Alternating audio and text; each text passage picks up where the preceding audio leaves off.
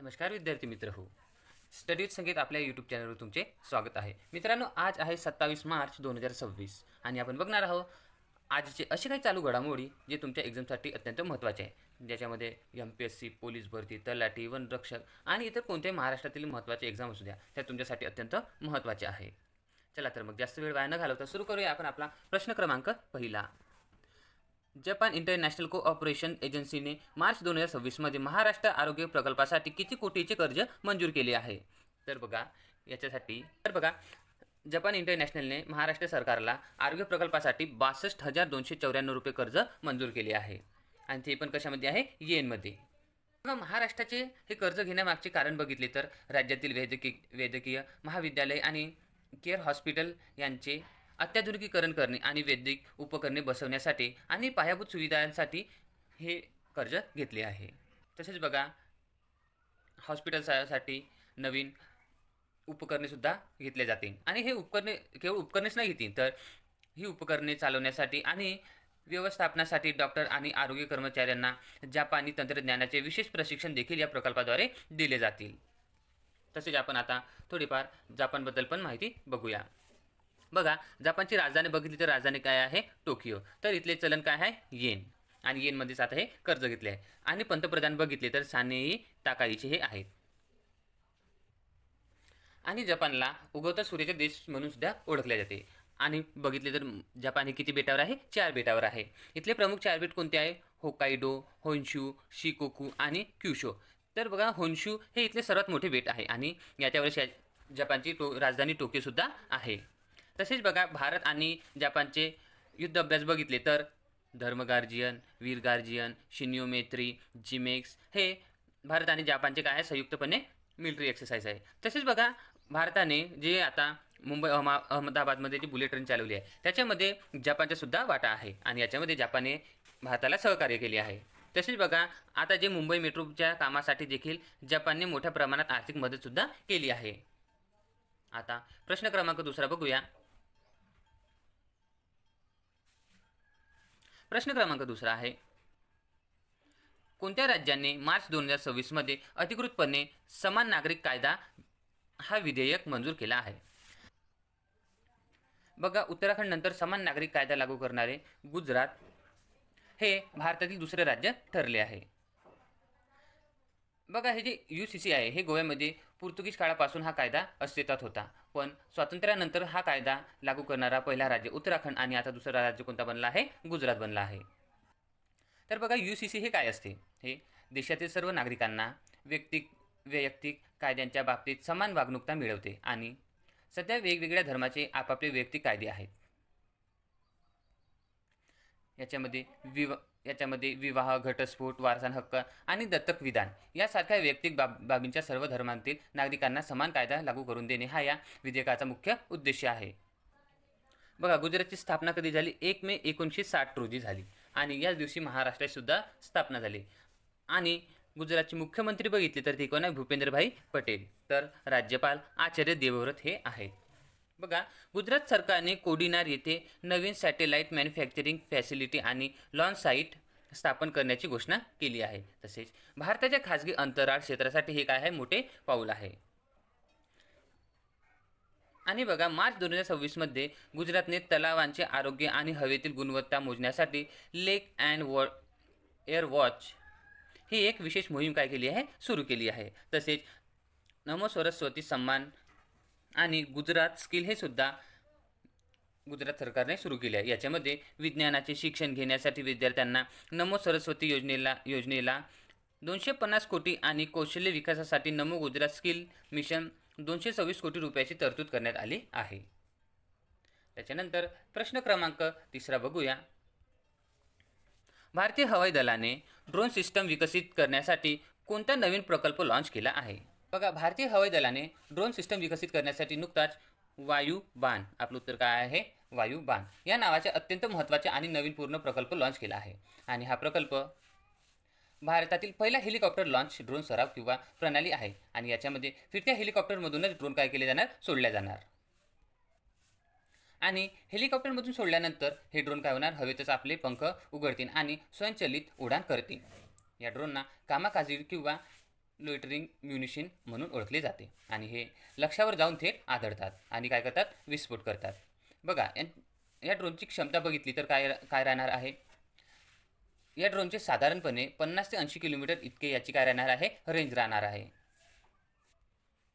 तसेच हे ड्रोन कमीत कमी 30 मिनिट काय राहणार आहे, हवेत राहणार आहे आणि शत्रूंचा शोध घेतील. हे ड्रोन लॉन्च करण्याचे उद्देश बघितले तर काय आहे, शत्रूंचे एअर डिफेन्स सिस्टमपासून हेलिकॉप्टरला सुरक्षित ठेवणे तसेच दूरवरून अचूक हल्ला करणे हा या प्रकल्पाचा काय आहे, उद्देश आहे.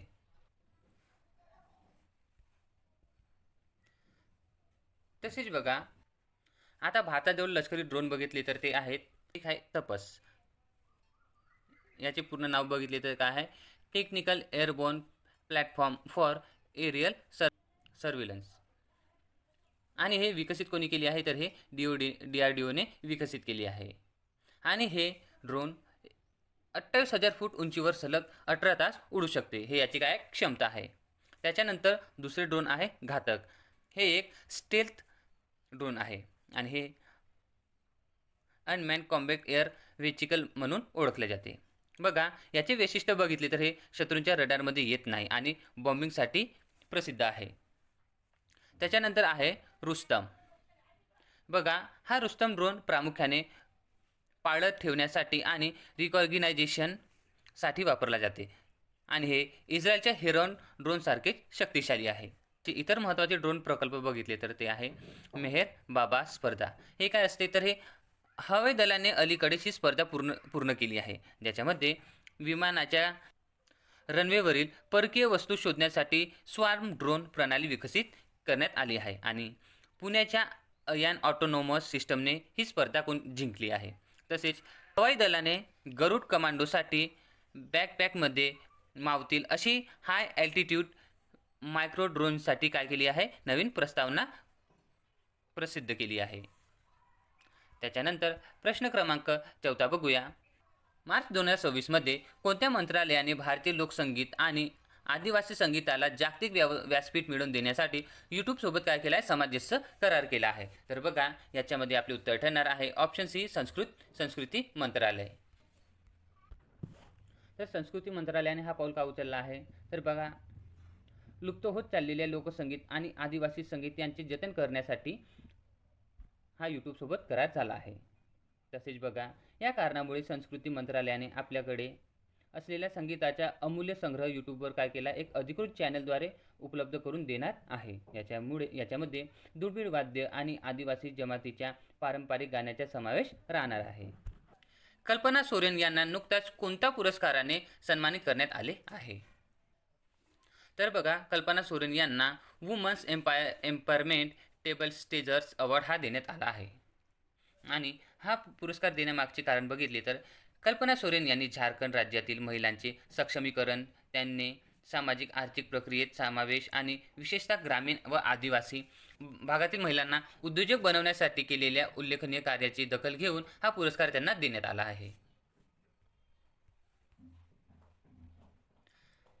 त्याच्यासोबत बघा, आपण असे काही अवॉर्ड बघू जे आपल्याला एक्झाममध्ये विचारले जातील आणि ते करंटमधले. बघा, 98 ऑस्कर हे वन बेटल आफ्टर अनादर या सर्व उत्कृष्ट चित्रपटाला मिळाला आहे. त्याच्यानंतर 2025चा ज्ञानपीठ पुरस्कार बघितला तर आर वेरामुथू यांना देण्यात आला आहे.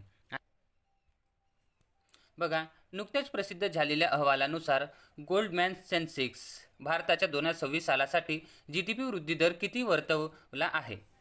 बघा, गोल्डमॅन सॅक्सेक्सने यापूर्वी भारताचा वृद्धी दर 7% ठेवला होता, पण आता तो कमी करून 5.9 करण्यात आला आहे. किती करण्यात आला आहे? 5.9. बघा, हा एवढा कमी करण्याचे कारण बघितले तर जागतिक स्तरावर कच्च्या तेलाच्या वाढत्या किमती, भूराजकीय तणाव आणि रुपयांचे होणारे अवमूल्यन ही मुख्य कारणे या कपातीमागे पाहायला मिळत आहे. तसेच बघा, त्यांनी 2026साठी भारताचा महागाई दर वाढवून 4.6% इतका वर्तवला आहे, जो आधी काय होता 3.9. तसेच याच्यामध्ये वाढती महागाई आणि रुपयाचे घसरण रोखण्यासाठी रिझर्व्ह बँक ऑफ इंडियाने 0.5 एवढी वाढ करू शकते असाही अंदाज या अहवालात वर्तवला आहे. तर आता कोणती संस्था आहे जी भारताची GDP दर ठरवतात आणि त्यांनी किती ठरवला ते आपण या स्लाइडमध्ये बघूया. भारत सरकारने यावेळचा भारत GDP दर किती ठेवला आहे? 6.8 ते 7.2. तसेच IMFने 7.3 तर RBIने 7.3 ठेवला आहे. तसेच वर्ल्ड बँकने 7.2 आणि गोल्डमॅन सॅचने आताच आपण बघितला 5.9 ठेवला आहे. तसेच OECDने भारताच्या विकास दर म्हणजे GDP किती ठेवला आहे 6.1. त्याच्यानंतर प्रश्न क्रमांक 7 बघूया. महाराष्ट्र शासनाने कोणत्या जिल्ह्यासाठीच्या 344.38 कोटी रुपयांचा कोसंबा उड्डाणपूल प्रकल्पासाठी मंजुरी केलेली आहे? तर बघा, महाराष्ट्र शासनाने पालघर जिल्ह्यासाठी 344.38 कोटी रुपयांचा कोसंबा उड्डाणपूल प्रकल्पासाठी काय केली आहे? मंजुरी केली आहे. या प्रकल्पामुळे होणारे फायदे बघितले तर मुंबई अहमदाबाद दरम्यान धावणाऱ्या मालगाड्या आणि प्रवासी गाड्यांच्या वेगाला काय मिळेल? गती मिळेल. तसेच डहाणू आणि पालघर परिसरातील स्थानिक प्रवाशांना रेल्वे क्रॉसिंगमुळे होणाऱ्या विलंबापासून सुटका मिळेल. हा पूल उभारल्यामुळे रेल्वे ट्रॅक ओलांडताना होणारे अपघातसुद्धा टाळले जाणार आहे. तसेच आपण पालघरबद्दल थोडीफार माहिती बघितली तर पालघरची स्थापना कधी झाली? 1 ऑक्टोबर 2014 आणि हे ठाणे या जिल्ह्याच्या विभागात येतात. तसेच हा महाराष्ट्राचा 36वा जिल्हा बनला आहे. पालघरचे समुद्रकिनारे बघितले तर ते 112 किलोमीटर एवढे आहे. इथली प्रमुख नदी बघितली तर वैतरणजी सर्वात मोठी आहे. तसेच सूर्या, पिंजाळ, तानसा हे इथल्या काय आहे? प्रमुख नद्या आहेत. तसेच महत्त्वाचे धरण बघितले तर धामणी आणि कवडास हे इथले प्रमुख महत्त्वाचे धरण आहेत. त्याच्यानंतर प्रश्न क्रमांक 8 बघूया. L&T फायनान्स कंपनीने नुकतेच कोणत्या जागतिक संस्थेसोबत करारावर स्वाक्षरी केली आहे? तर बघा, L&T फायनान्स कंपनीने नुकतेच संयुक्त राष्ट्र ग्लोबल कॉम्प्लेक्स यांच्यासोबत काय केले आहे? करार केला आहे.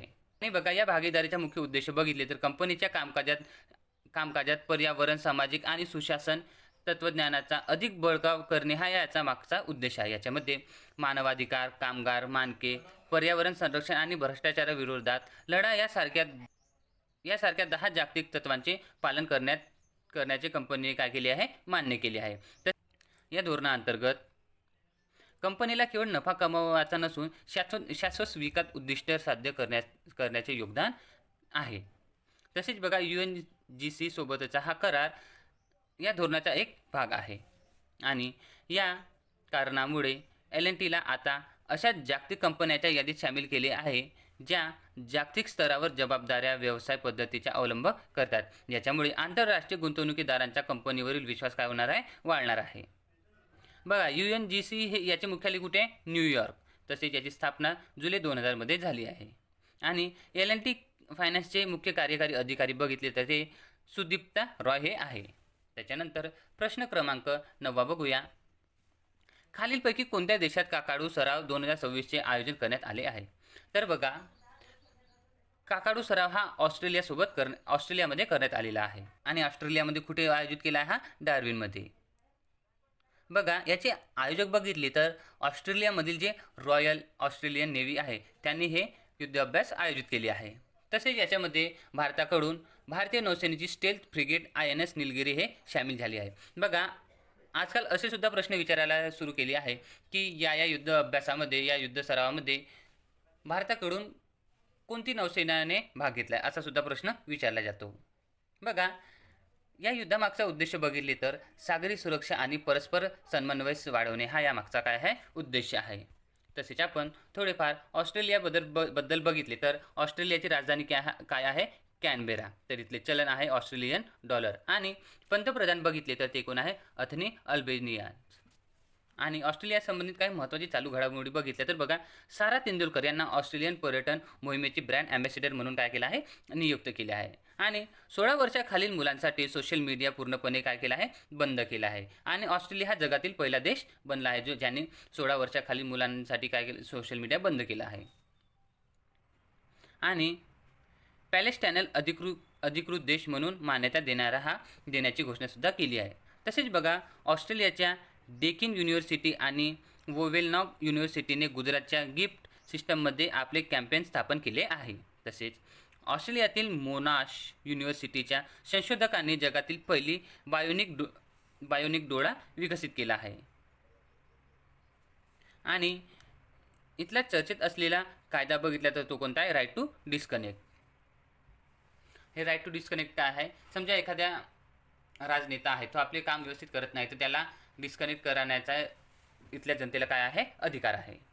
चला तर आता प्रश्न क्रमांक 10 बघूया. लोअर कोपिंग जलविद्युत प्रकल्प कोणत्या राज्यात सुरू करण्यात आला आहे?